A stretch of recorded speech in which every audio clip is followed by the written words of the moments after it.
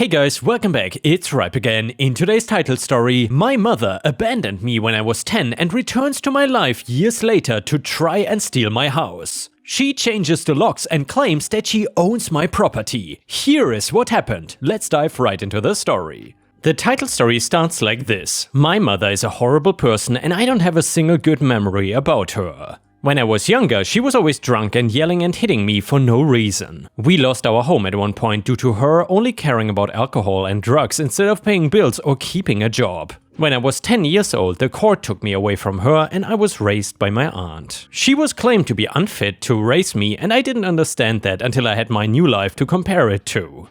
I know that some people, after they get their kid taken away, change everything and want to be better. They get sober and try to regain custody. My mom seemed to not even care and resumed drinking and throwing her life away. Being in a home with an adult that cooked and cared about my grades and hygiene was a huge shift for me. I learned that being abused was not normal and I started to heal. There were a few occasions between then and now when my mother tried to reconnect with me and get back into my life. I will just talk about that quickly before moving on to present day. The first time I think I was about 15 years old and she finally convinced the court to let her visit me. I agreed since it had been so long and part of me missed her. She showed up drunk and asking me for money and to steal from my aunt and run away with her. After that I refused visitation and knew she was never gonna change. She once called me when I was in college and to this day I don't know how she got the number. It was late at night and she was crying, talking about how I abandoned her. She was trying to make me feel bad and give her stuff, but I refused and blocked the number she called me from. Now that I'm what some might consider a real adult, I have a job and house, I know that I want nothing to do with her. She sees things differently and does something that even for her is crazy. She managed to find out where I lived and one day, when I was at work, she broke into my house. When I tried using my key, I found that it no longer worked and she changed all of the locks in my house. I started a screaming match with her through a window that I wanted her out of my house. She just went on a tangent about how I was always a rotten kid and I was the reason she drank and her life got ruined. That I left her when things got hard and she needs a place to live now. Me, I didn't leave. You were such a bad parent that for my own safety I had to be removed from you. As far as I'm concerned, you abandoned me when I was 10 years old. You have never acted like a mother, so don't even try and turn this on me.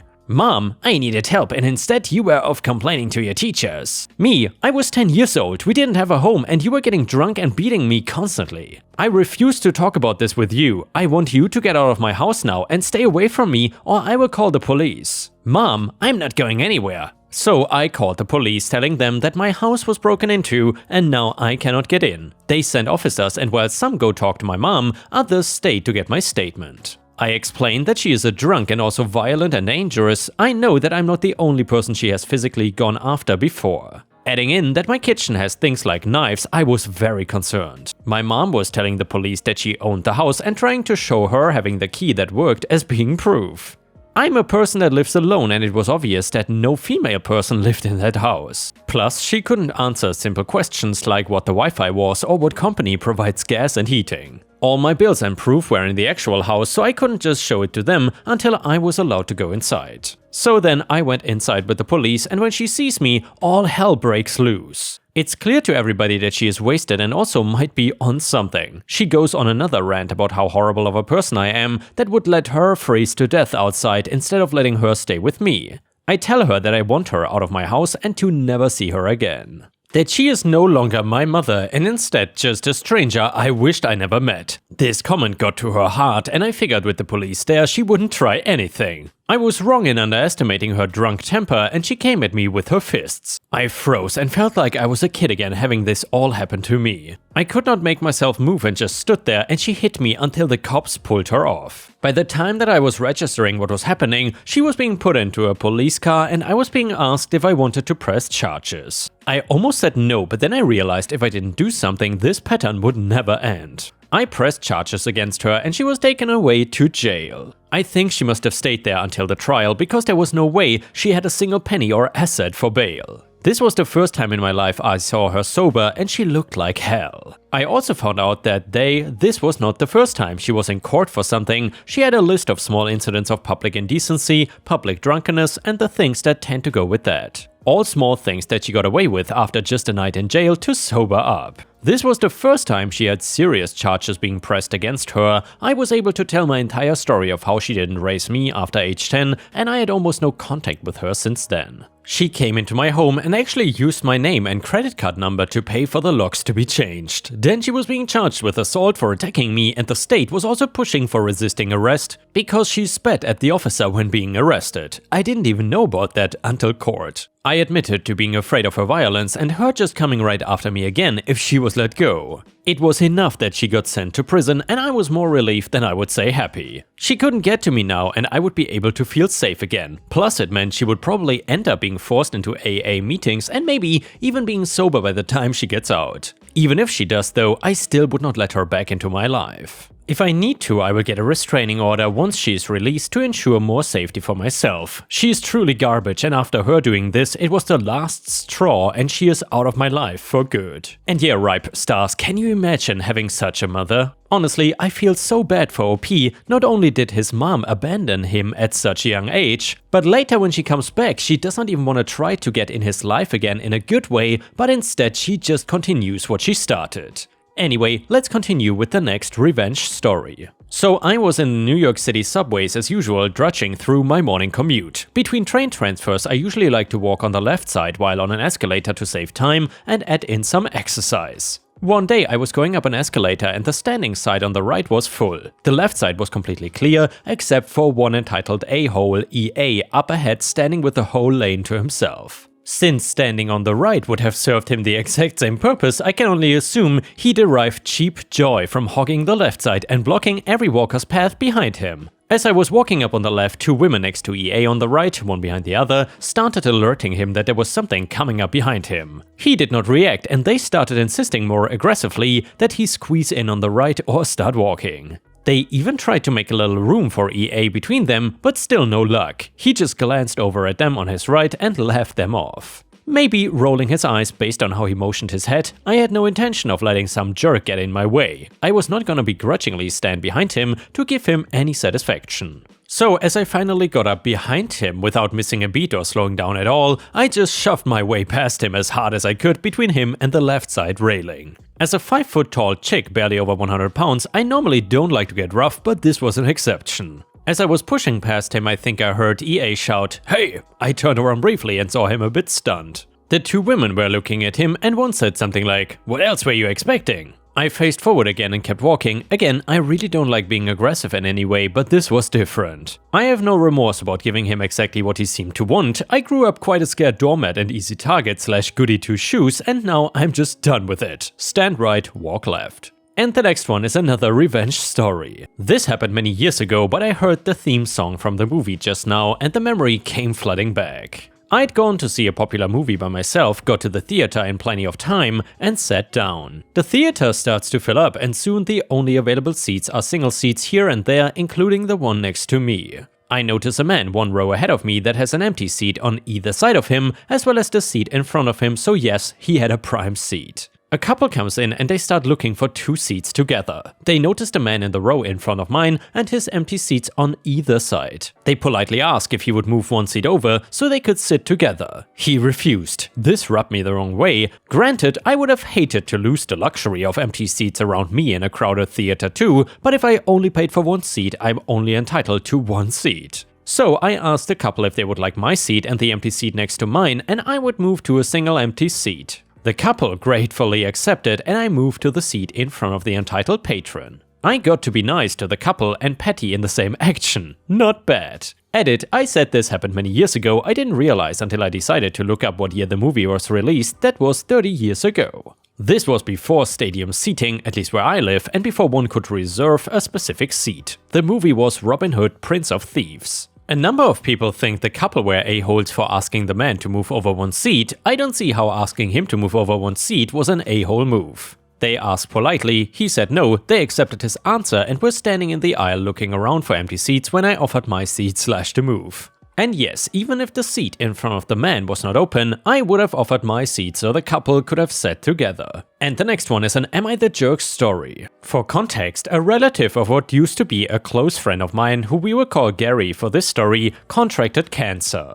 I, mid-20s male, was sympathetic and even contributed $100 to a donation pool for their treatment. But Gary came to me one day and took his hat off to reveal a freshly shaven head. He told me that everyone in his family were doing it in support of his relative, and so were a lot of our mutual friends. Then he asked that I get on the bandwagon. I told him I did not want to shave my head because I like my hair. My hair is black, regularly combed and well styled. He said I could just get a wig or something and had actually brought his shaver kit. He was unboxing it when I told him this was not happening. I don't even really know his relative that he's doing this for, so I'm not doing it, end of discussion. He called me an a-hole and left angry. We didn't speak for a week. And then last Saturday I got invited to a party at another close friend's house. There I found out that Gary had tried the same thing on several other friends and only a couple of them actually did shave their heads. Gary was not at the party, so I had a blast hanging out, playing video games and listening to rock music. But I had way too much to drink and couldn't drive home, so they said I could just sleep upstairs. I passed out on a bed and it was a blissful sleep till I was shaken awake by another friend who told me Gary had showed up late and they caught him shaving my head while I was passed out. I saw what I looked like in a mirror and wanted to scream like I was in a horror movie. Gary even shaved off one of my eyebrows. Gary was still there and acting proud of himself, saying, "Now you're gonna have to shave off the rest just like me." I was furious and called the police. When they got there, Gary fully admitted to what he had done to me and even said he was justified. The police didn't seem to think so, as this is classified as a form of assault. They asked me if I wanted to press charges and the first words out of my mouth were, "Hell yes." Gary cussed me out while they took him away in handcuffs. I tried getting my hair restyled into something presentable, but there was no saving it and now I am bald too. Now a bunch of Gary's family are telling me to drop the charges because Gary was off his meds and didn't mean to do it. I was like, WTF? Because I never knew he was on meds, but I still refuse to drop the charges. It'll take months to grow my hair back the way it was, but all of the calls and messages from Gary's relatives are starting to get to me. Just about everyone else in our friend group has cut Gary out though and say that I'm doing the right thing by not dropping the charges. So now I'm divided. Am I the a-hole for pressing charges on a former friend for shaving my head in my sleep? And here, Ripe Stars, let me know what you think about this. Do you think that OP is the a-hole for this or not? And Ripe Stars, honestly, if this happened to me, especially someone shaving my glorious, majestic eyebrows, I would definitely press charges too. And a user on Reddit said, "Not the a-hole, contact the DA that is handling the case and let him know that his family is pressuring you to drop the charges. They may be violating the law too. If Gary hasn't learned to take his meds, a little time in jail will teach him that lesson." Edit, I didn't mean to suggest you will help him. I believe facing negative consequences for his attunes versus getting out of them will help him. Comment number 2, note the a-hole. Tell the family you're gonna report them for harassment if they keep this up and then follow through. Update to the story. I want to make something clear here. So many people have said things like, "Dude, it's just hair," but they all be saying that if I wasn't a man. What if I was some girl that had hair that took years to grow? Would they be saying the same thing? Sure, hair grows back, but it takes time. If it was something that grew back fast, people would be less inclined to care, but it's not fast, it takes months, and for someone who had long hair for years, that's a lot of time wasted growing. And by the way, I don't plan on pushing for Gary to go to prison, but I don't plan to drop the charges either. His family already bailed him out, and while I didn't know he was on meds, I knew he had quite the temper and even an entitled attitude at times. One example being a lunch where he wanted us all to combine the check and split it evenly. He got the most expensive thing on the menu. I got a cheeseburger. When we all said no, Gary went off on us for not being good friends. He's always been an a-hole when he doesn't get his way, and I've only known him for like 3 years. This incident was the last straw for not just me, but a lot of other mutual friends. As for the charges, I don't want to send Gary to prison, but I'd like him to get some therapy and community service. With the way Gary has acted around me in the past and what he did to me, I actually wonder how long before he got even more violent. I've seen him and heard of him getting in fights for less. Edit number 2, I've gotten so many comments from people saying, "You are the a-hole, he has cancer." If you actually read what I posted, Gary is not the one with cancer, a relative of his I don't know does. And no, I don't know what kind of cancer, Gary didn't elaborate. He wanted me to shave my head for this person, and when I refused, he left in a tantrum, then shaved my head while I was passed out drunk at a party. And yeah, Ripe Stars, even if Gary had cancer, that would not justify shaving OP's head while he is passed out drunk. Under no circumstances that is okay, and clearly it is simply assault, which is never okay. Honestly, no matter whether Gary has taken his meds or not, or if he's just crazy in general or something, you cannot justify what he did, and I think some negative consequences for him would be good. Anyway, the next one is titled Never Cheat on a Soldier. So, I am in the army and I was married. I was approaching my first deployment to Iraq. It was very stressful and it had my wife wanting me to find a way to stay and not deploy. Obvious things any wife would try to talk about. Anyway, so we have no kids but both want them, so we talk about getting out of debt while I am gone. She talks to her best friend back home in another state where we are both from. Her friend agrees to let her move in and charge a modest $300 in rent so that we can get out of debt and start a family when I come back. A plan I was actually very pleased with. I deploy and she is there crying her eyes out, saying she will miss me and loves me and we will start a family when we get back. Fast forward 2 months and she starts acting distant.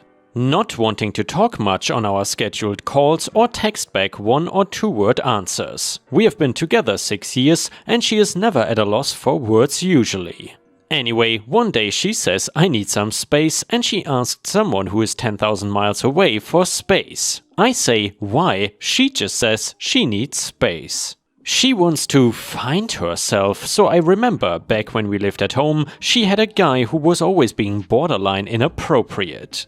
I'm not a very jealous person and I trust her, so I start seeing the sad guy in basically all her pictures she posts with a group. Every time he is in the picture, everyone else changes, but never him. So, for the first time, I'm very jealous and uneasy about everything, so I clone her phone and I receive every text she receives as well as every text she sends. I will never forget the first text I saw after cloning her phone. "Hey babe, I will see you after work. Want me to save you any of my leftovers?" From her to him. It totally destroyed me. I lost 35 pounds in a week. I did not eat or sleep. I stared at the phone watching every conversation, watching them talk about trying to have a baby.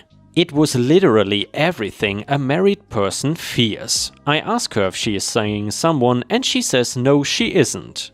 She is taking care of herself and she loves me, blah blah blah. I don't say anything about receiving her texts for 2 months. Over this time, she finally admits cheating and that he is so much better than me at intercourse, treating her right, and he does what she wants. During this time, she pays our debt off, gets tattoos with him, matching I love you tattoos, goes to shows with him, buying clothes, etc. With the money I am making, so this is where the revenge starts.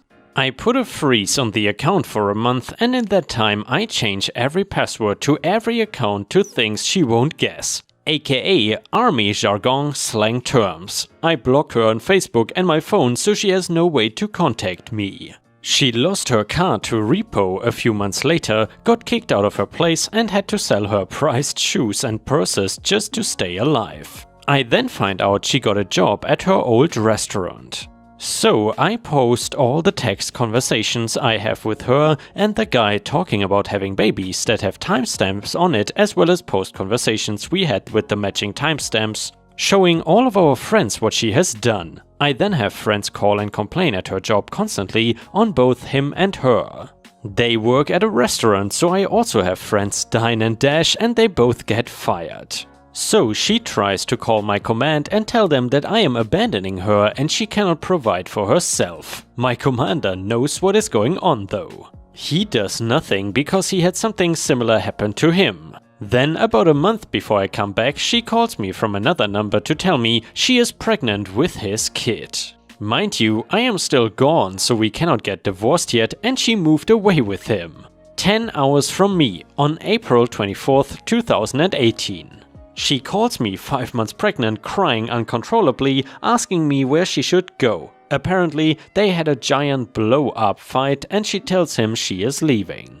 She says she does not know where to go and I simply say, sorry, not my problem anymore. Fast forward January of this year. She calls me from a mutual friend's phone. Her, he hit me. I don't know what to do. Me, maybe you don't cheat on your husband when he's deployed for some guy who talks a big game. Her? Well, I guess you are happy about this then. Me? No, but I'm glad I know I'm not the bad guy in this story. And then the next month, her, he is cheating on me with 2 girls. I am so sorry. I regret everything I did. I effed it all up. Me? Yeah, you did. All in all, this woman destroyed my life. She put me into a deep depression I am still dealing with, but I do feel a little better, having proved that I was not the problem. To think if this happened even 10 or 5 years ago, I would have come back to an empty bank account, an empty house, as well as seeing my then wife pregnant with another man's baby. She actually hit me up yesterday to ask for some money to help cover rent. Added to answer a few questions I realized I left out, that we got divorced before the kid was born, so I have no financial responsibility to her, haven't now for almost a year. I mainly use T-Mobile's Digit service to clone the phone. If you want, just Google it, I don't feel like typing it. And also no, I was not celebrating that she was physically abused, I did tell her to call the cops, but that's all I did. It's not right to abuse someone, but I also have no responsibility to watch out for her well-being. And yeah, Ripe Stars, I would say OP, at least for the most part, dodged an absolute cannonball here. However, I guess you cannot really say dodged because he was married to that person, but at least he did not have a child with that woman. Either way, the next one is titled Malicious Compliance Done Right. My malicious compliance took place about 20 years ago in September. I accepted a retail job in a small local shop to pay my bills until I could get into a local hospital that offered better pay, benefits and flexible hours that would be compatible with going back to college spring semester. During the interview, the manager brought up that the company likes to promote from within and they would be happy to start me on a path to assistant manager, aka AAM. I told both the manager and AM that I did not intend to accept any of their offers for promotion because I was going to be returning to college in the spring. So they hired me and I started nearly full-time hours right away. Occasionally they would make a comment about promoting me and I would repeat the same as I did when I interviewed, which is not interested. The job offer from the hospital came shortly before Thanksgiving, so my 2-week notice had me starting my new job the first week of December. I offered to stay and work evenings and weekends until December 30th because I did want to provide them with coverage and hey, it would be extra money in my pocket for running a till for 3 hours a night and on weekends. I specifically said December 30th because before getting the hospital job, the manager was a jerk and made sure to let me know I would be working New Year's Eve and New Year's Day. He liked being a douchebag about things like that. When I gave my notice, the manager was so pissed. He said, "We promised we would help you get promoted to an AM position." I responded that since day 1 and onward I have told you I'm not interested in being promoted as my goal is to return to college. I explained I was taking the job with the hospital not only for better pay and benefits, but because it would allow me the flexibility of changing my hours when I return to college in the spring and at each following semester. Surprisingly, the manager did let me finish my 2 weeks but refused my offer of staying until December 30th. His reason for refusing my offer was because I was going to be too out of touch. So the very first Saturday of not working at the store, I get a call from the AM asking me to come in to help. The AM was a pretty cool guy and he said the manager was the one who asked him to call me. So I told the AM, please tell the manager that I would love to come in and help, but I'm afraid I'm just too out of touch. I am a believer in not burning all bridges, but this one was a bridge that needed to be set on fire. It's not a huge malicious compliance, but it's a story I still like to tell all these years later. And with this, we have reached the end of the video. However, if you cannot get enough of my content, please check out my endless playlist, where you can find thousands of hours of content. In addition, please don't forget to subscribe to my channel to not miss any of my daily uploads. Thank you so much in advance, and I hope to see you again tomorrow.